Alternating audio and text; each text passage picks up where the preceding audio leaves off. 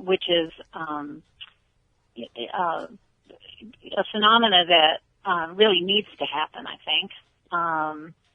There, for many, many years, there's been a lot of people in this country that have looked to the East, looked at Buddhism and Hinduism and a lot of other things in the East, because we felt that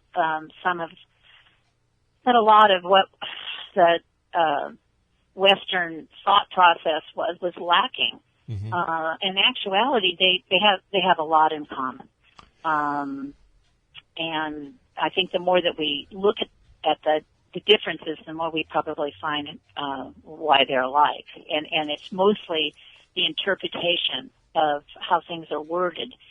Even all the confusion going on in the Middle East and our kind of more radical Christian views and the radical views over there, they have an enormous amount in common. It's ridiculous that they fight, but it's because of because of terminology. It's because of not understanding that they're talking about the same thing.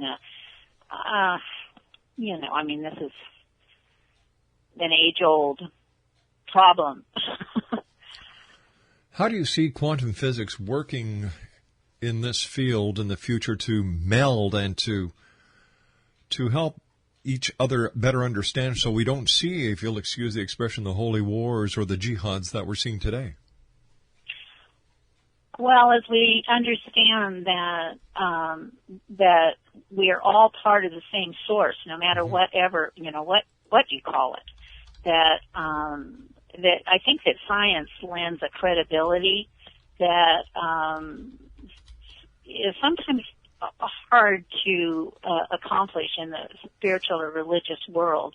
We have, especially here in the West, we've really taken what science has said to be true. We've taken it to be fact, and I think that as quantum physics moves more and more into showing us that what the spiritual teachers, et cetera, over time have been telling us is actually true, and then interpreting them in a way that 21st century language and thought process is able to comprehend, that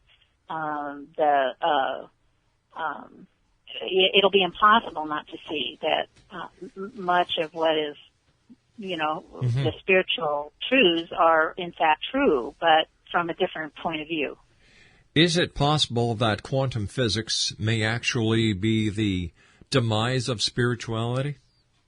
No, absolutely not. But if quantum physics is going to be challenging the Newtonian physics that we know today, and Newton himself questioned theology, and so have many great scientists, if quantum physics is going to be investigating into the reality, and if we are saying that spirituality is not a reality, doesn't this mean that one will wipe out the other? No, I think in fact quantum physics tells us that spirituality is very real. And actually Newton himself was a very spiritual person. He was spiritual, but he didn't believe in creationism as described in the Bible. Oh, well, that I'm afraid I don't have any knowledge about. I don't know what his particular views were, but I do know that he believed in God.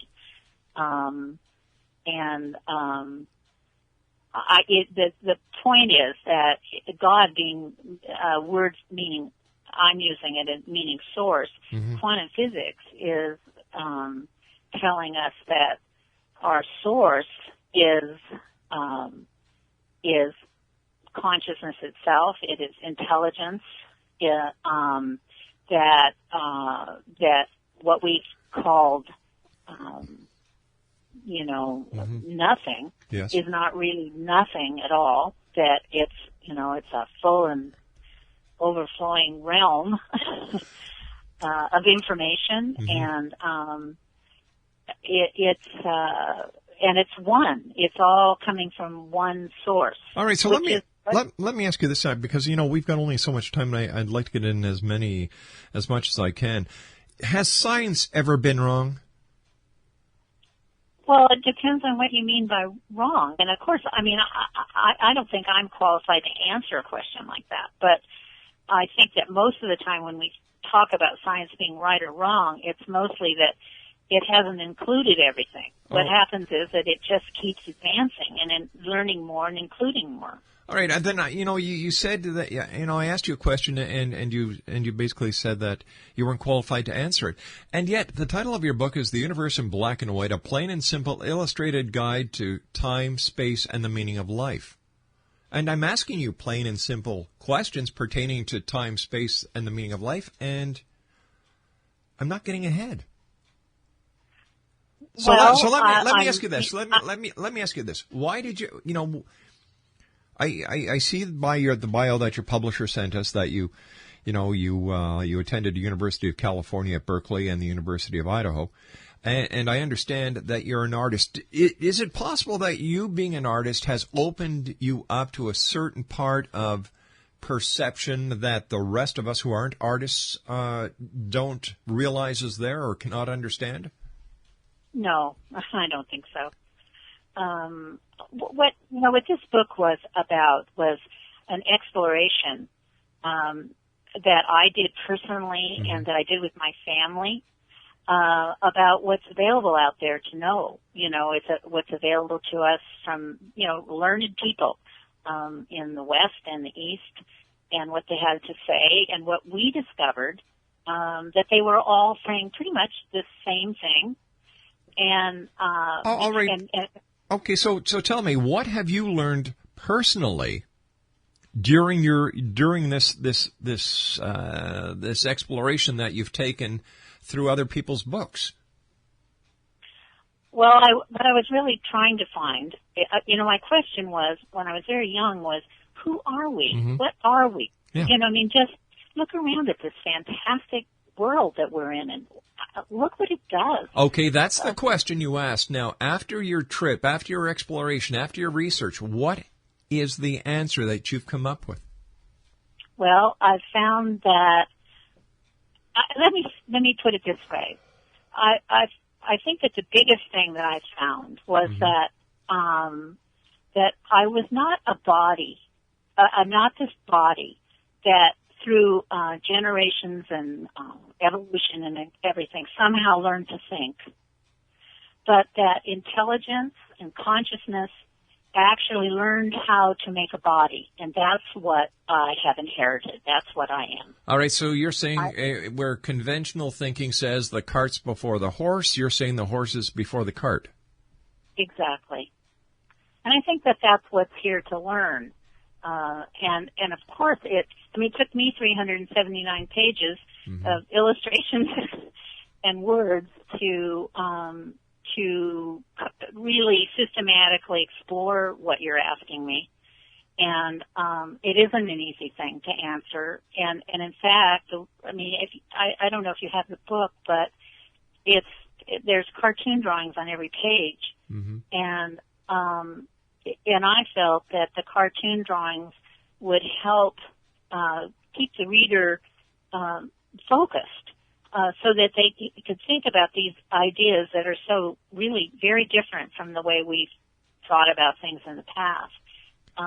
It keep them in the forefront of your mind as you have to, kind of wade through this whole scenario of these new beliefs that are actually, becoming facts in our world. Okay, let me ask you this. With all the books that are being published around the world, I think last year there were over 2.2 million books that were published worldwide. Somebody buys your book. How is your book going to change their life? How is your book going to enhance their life? Well, I don't know if it is. I feel like there's a certain synchronicity to who will probably pick it up. Mm-hmm. I'm hoping that, it might mean something to some people.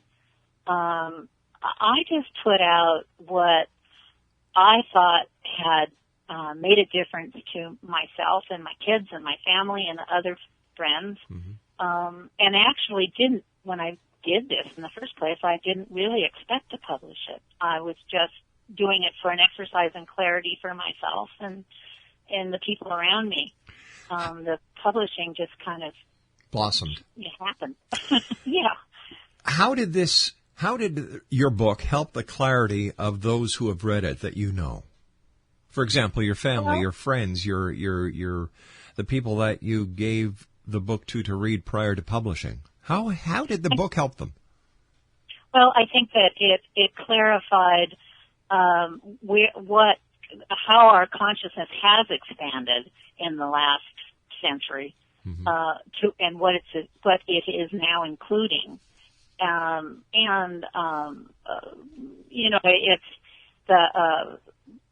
just that in everyday life. I think that there's a lot of confusion now as to just how to move forward. I think people are feeling I don't know what to say. Maybe a little depressed sometimes about what the future looks like. And I think that, learning a little bit more about who we really are, according to what our own scientists are saying about that. But you and I both agree that in the past, science has been wrong. So how do we know they're right now? Well, it isn't a matter of being right or wrong. It's a matter of being on the edge of what is unfolding. What is unfolding based on the discoveries of those who have a belief in that particular science? Well, I think that, an awful lot of our technology, mm-hmm. is actually based on the science that we're discussing. And we're talking about the philosophical aspects of the science we're discussing. But that it's, hardcore technology. The cell phones that we use all this stuff that we're doing and using right now is based on this technology. But the cell phone is just a newer generation of the microwave transmissions that broadcasting has been using since the 50s. Well, that's how, of course, but what we were doing in the 50s, in our daily life mm-hmm. is quite different than what we're doing now. If I can't find my cell phone, sure. It's like, oh, well, gee, do I want to drive from here to Phoenix without my cell phone? I mean, that's ridiculous. I didn't ever think one thought about having to communicate with anybody in my car. But once again, it's your choice now whether you want to or not. You don't have to have your cell phone. You don't have to communicate with people. It's a choice you're making. Of course, but what I'm saying is that most of us are behaving like that now. All right. Okay, you and I have to say so long for today. I want to thank you so much for joining us. It's been a rather strange and unusual hour. Strange and unusual, to say the least. I don't know. I'm going to have to try and figure out something over this next commercial break on how to further close this conversation. My name's Rob McConnell. This is the X Zone. Don't go away.